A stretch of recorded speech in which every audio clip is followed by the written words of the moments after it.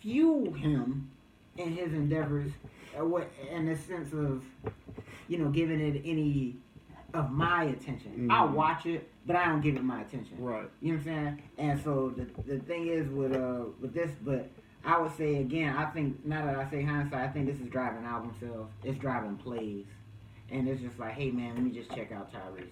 Let me see what he's got going or whatever.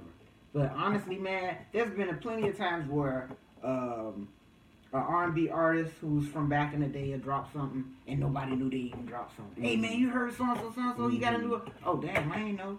Tank finally made some noise, but Tank is a prime example of somebody who's been consistently dropping work, but never nobody saying nothing about it. It wasn't until he made this last one when people giving him some shine. Yeah. But still, even then, so in order for... But he's also, he's also boosted by having his own reality show too. Oh, I haven't known that. Yeah. But you got to do it. So the thing is, with Tyrese, I'm pretty sure he's going to parlay this into some airtime on TV. You better believe it. And movies, and you name it. You know what I'm saying? Because they might have some type of... They might parlay this into some weird, wild shit. And then we can all point our fingers and say, yeah, I thought so. Will we? I thought so. Will we, though? Yeah. I think that most people, when that happens, they're going to be like, Tyrese, what? they're not going to know, bro. They're not. They're like, okay, let's say that a Tyrese movie comes out. I got you. It's going, and let's say this movie is a big deal, makes a lot of money at the box office, and all of this kind of stuff. No one is going to know that was the byproduct of all of this. Yeah, him flipping it. You and I, or certain other people who are perceptive about these sorts of things, they'll know. The masses, they're not going to know. They're just willing participants in this attention-seeking world that we live in now. But let me just call you this, because switching it from just attention-seeking to, because this is a real problem though, as far as them making reality TV real. And what I mean by that is, this is a reality TV moment that they're making real for us. Yeah. And they have taken the entertainment world out of the entertainment, and they've made it real. And so that Wendy Williams thing, I don't know what the hell happened with that, but that was for entertainment. It had to have been. And so... You mean she wasn't actually going... I don't know what the fuck was going on there, but that was orchestrated. Because I don't give a fuck. I don't care if live TV calls itself live TV. There's a delay. There's a choice. It's not actually. If your host falls the fuck out, that's pretty embarrassing. Yeah, there should be some kind of cut the commercial or something. It's a fee. Yeah. So there's a cut the commercial or cut the whatever. Something. Yeah. I'm not. That's what I didn't buy initially. I said, and then she's right back on the show the next night or something like that. She got back on the same day, the next day. If you have a breakdown, there needs to be a leave of absence, right? You need to get yourself better. Yeah. You don't get back on the grind the next day. Hey, a football player goes out there, he's out there busting ass, and then he passes out in practice. He's done. Heat exhaustion, he's done. They'll give him some water, but he's done. Yeah. Because he can't get back up there and perform. Your body just went through something. Right. So she got back up and started hosting again. Didn't miss a beat. I don't know what happened. So I'm not going to sit here and tinfoil hat it. Because people did it. And I've got all kinds of tinfoil stuff. I choose to put certain hats on at times. Right. Because some of them feel good at that moment. Yeah. And it's good enough to entertainment, and it's like, you know what? That could be a possibility, but I don't live in it. But as far as the conspiracy goes, that's why I said, hey, I don't know what it is. So I don't know what happened there, but all I know is it was given to us. Yeah.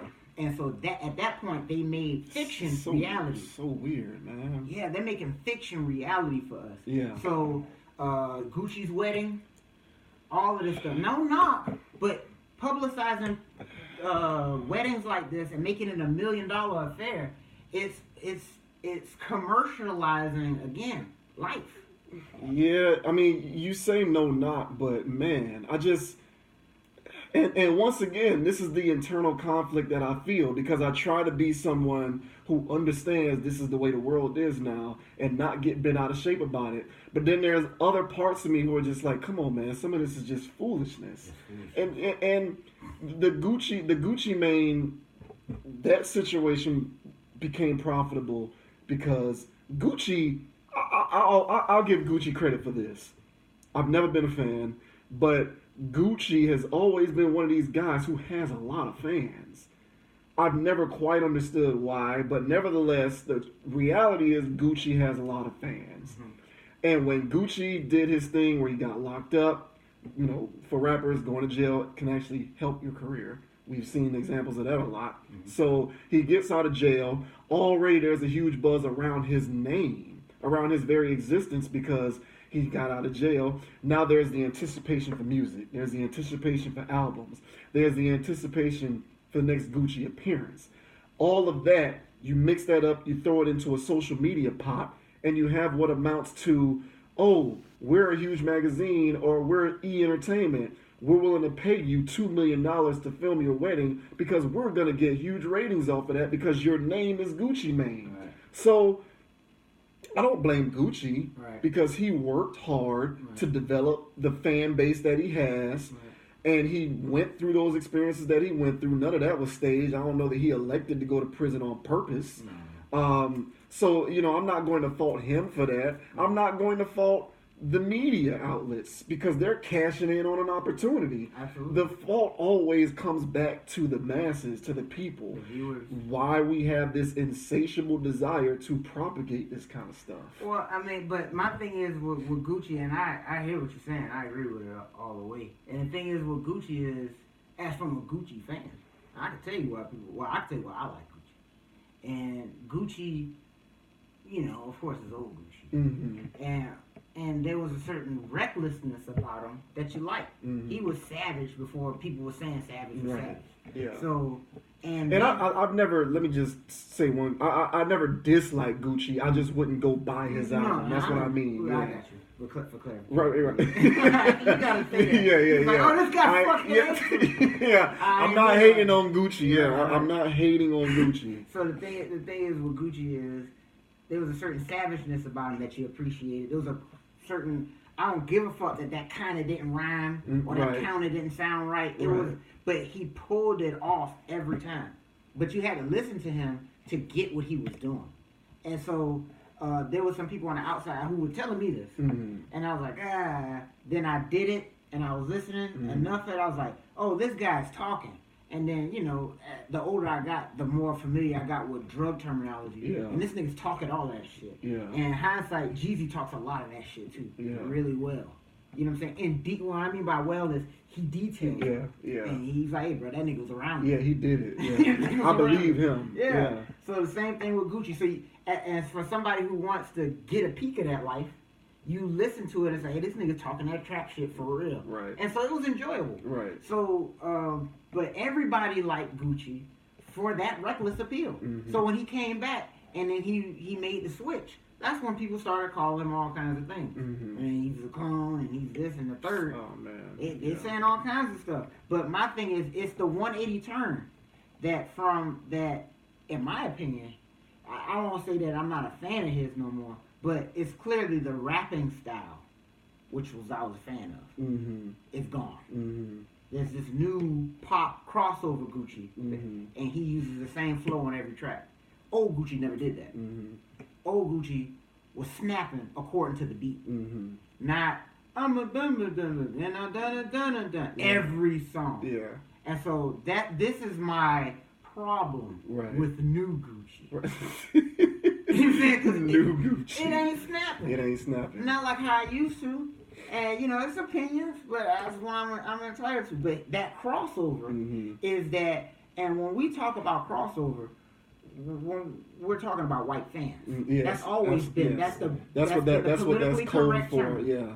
Or another word that is used to describe that is mainstream. Mainstream or crossover. Yeah. So he's clearly crossed over. Mm-hmm. So he's to the point where he's on white people radio stations. Yeah, for sure. On pop channels. Listen, man, when I go out sometimes to majority white crowds and Gucci comes on, they know the song. They lose their shit. Yeah. So this is what I'm about to say. Mm-hmm.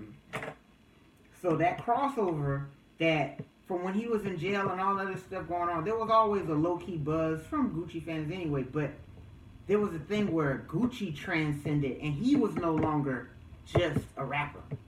He was the real thing. Mm-hmm. You know he sold drugs. You know he killed somebody. And you know he always goes to jail. This guy is for real. Mm-hmm. The crossover thing, and Gucci always wanted to low-key be crossover anyway. He always tried to play that lane, but it never worked out that way.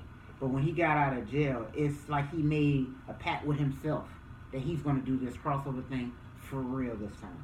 And he didn't miss a beat. He came out straight crossover. And so he's been there doing that whole flow and catering to this demographic that I'm about to name, which is 12 to 25-year-old white boys who like rap, who play it in their trucks, they pickup trucks, but then they going